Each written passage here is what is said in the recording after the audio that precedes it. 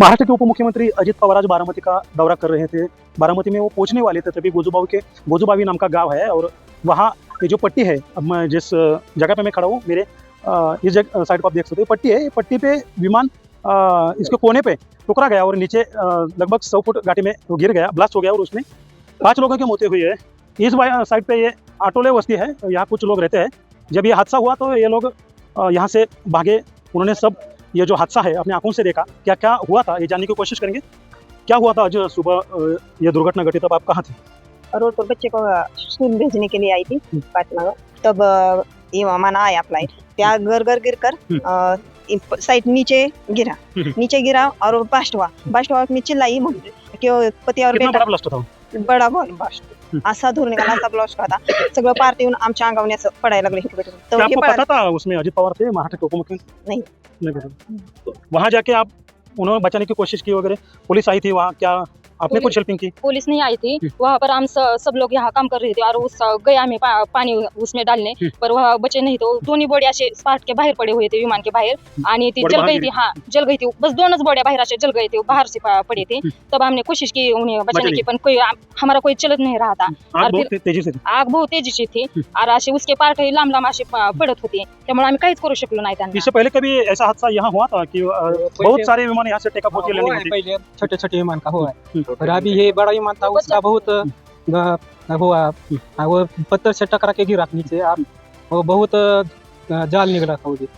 इसके वजह से कुछ कोई कर रहा था। वो अग्निशामक आया, उसमें भी पानी कम था, उसमें पानी कम होने से वजह से आग बुझ नहीं पाई।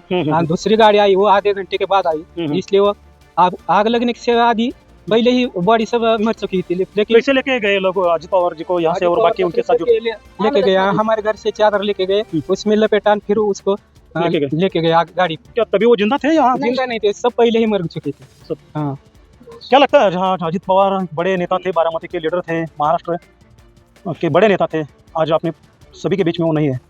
हम सपा गांव के आदरणीय अजित दादा के कार्यकर्ता है। हमारे आज गांव में शाम को 5 बजे आदरणीय अजित दादा की सभा थी।